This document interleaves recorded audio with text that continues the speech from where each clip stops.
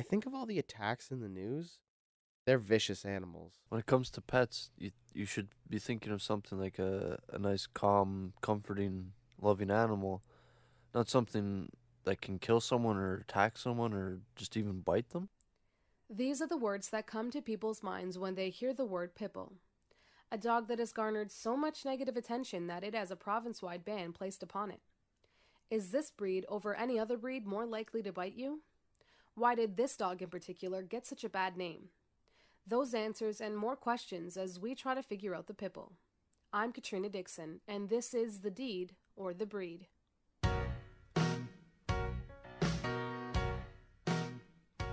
Effectively August 29, 2005, Pitbulls were officially banned in Ontario.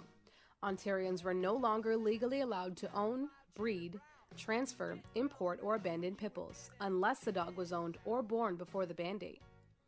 Owners that had Pitbulls before this bill was put in place were now up against strict rules and laws, rules that came with a lot of responsibility. One ban on one breed, yet 7 years later the number of dog bites hasn't significantly decreased.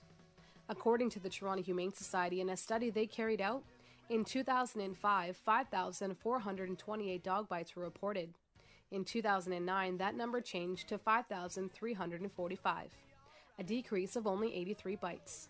In fact, that number rose slightly in 2008. Generally, when bills like these are introduced, they are aimed at making some sort of change. But nothing has changed, except for the fact that countless numbers of innocent dogs have been euthanized simply because he or she was a Pitbull. Since the ban was put in place, Ontarians who are against this bill have made it very clear that it is the deed, not the breed. But let's start at the beginning. Why did this breed get such a bad name? Fran Coughlin, real estate agent turned Pitbull advocate, said it went from a cry for help to banning the dog. About 20 years ago, as these dogs were being used by dog fighters, dog organizations got together and asked the media to help these dogs out. And instead, the stories of dogs, these type of dogs, were sensationalized when a situation occurred. So that was the start of this. Now, one of the reasons why these dogs are chosen by dog fighters, because there's lots of bigger, stronger types of dogs out there, is because they're least likely to turn on their handlers in the ring. So, but you don't read those facts. As a matter of fact, if you have a litter, you might be able to, a dog fighter might be able to get one dog to be a fighter. The rest are usually used as bait dogs. But what is a Pitbull? Can there even be a way of determining what that breed is? Listen for a moment, perhaps even close your eyes while you listen. Through all of these barks, can you pick out the Pitbull?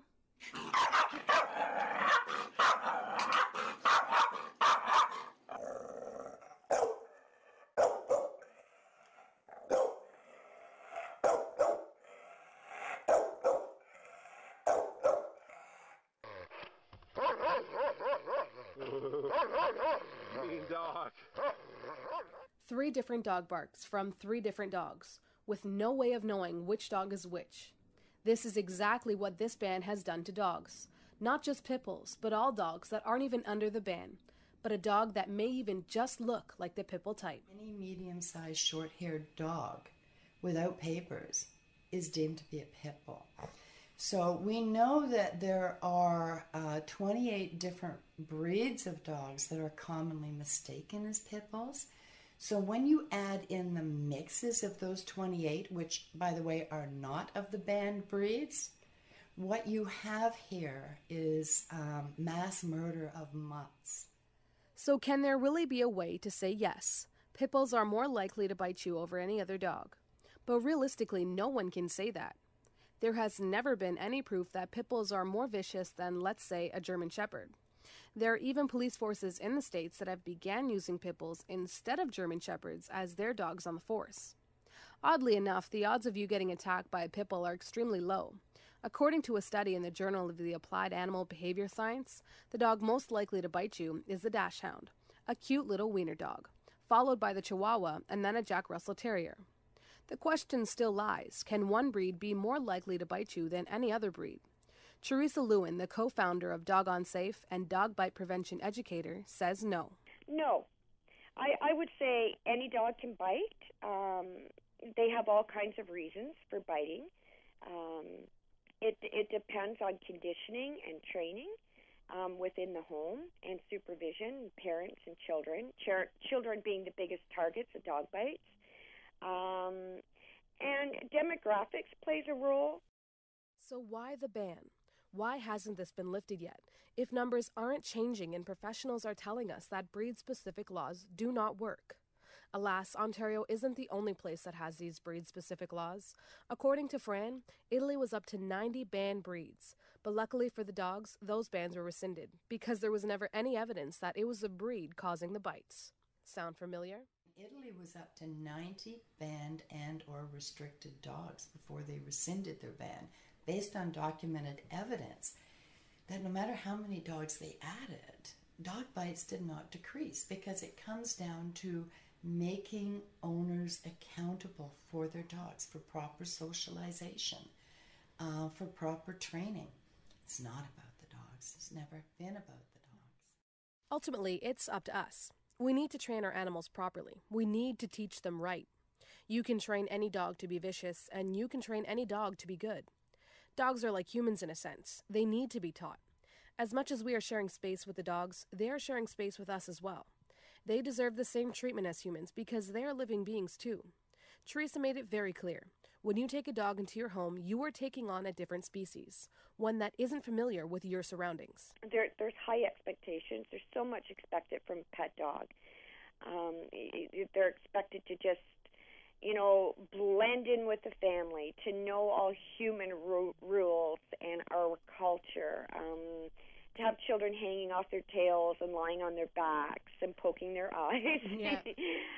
to going out on walks, on leashes, and exposed to strange dogs, and they're expected, to be happy and not be territorial with other dogs, so on and so forth, and that's a lot. Yeah.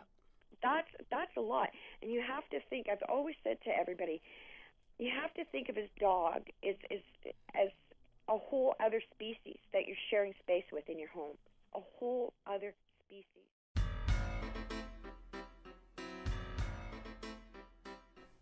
So if dogs aren't the problem, then do we need to put a ban on people?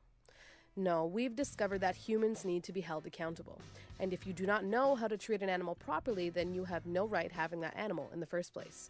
They are just dogs. They do what they are taught. And if a handler teaches them to bite and to attack, then any dog would, because that's all they know. So don't always hold the dog accountable for their actions, as it deems it to be good. Because after all, they are just dogs. I was raised up not to discriminate based on sex, culture, color, religion. And when our government decides to put in this law, which every expert was against to begin with, it's really scary, and it speaks to what their hearts are like. We don't do it to people. We shouldn't be doing it to animals. They're living beings. Humans need to learn. They need to educate themselves about dogs. It's not just one breed, we know that, but we need to learn what Teresa says is speaking dog, getting on a human-to-dog level with them so that they may level with us. Learn what we deem to be good so they can live happy lives alongside with us as man's best friend. I think learning how to speak dog, which sort of alludes to the previous question, this is how we can prevent or reduce dog bites, is learning everything you can about the pet you're sharing space with in your home. And with dogs, they're very interesting. When they're uncomfortable, they will communicate that they're uncomfortable. And unfortunately, if we don't understand the species, if we don't understand our dogs and what they're communicating, a lot of times they become frustrated. I think it's safe to say that it's time to lift this ban. Time to stop discriminating not only dogs, but dog owners too. Advocates for lifting this ban say they are coming very close with two-party support to lift the ban and Hershey's Bill. Hershey's Bill was introduced to honor a puppy mill dog named Hershey, who was rescued, but then forced to wear a muzzle after the ban was put in place because, again, she was deemed to be dangerous. Media outlets unfortunately sometimes have a way of instilling fear into the public, when in this case they should be educating. There has never been any proof to say yes, this breed over every other breed is more dangerous.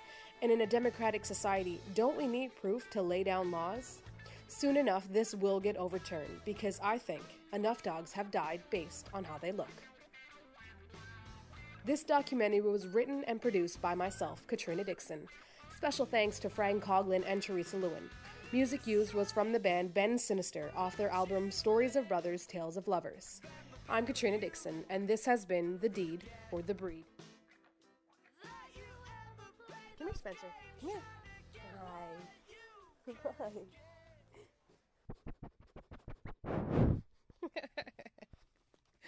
Good boy.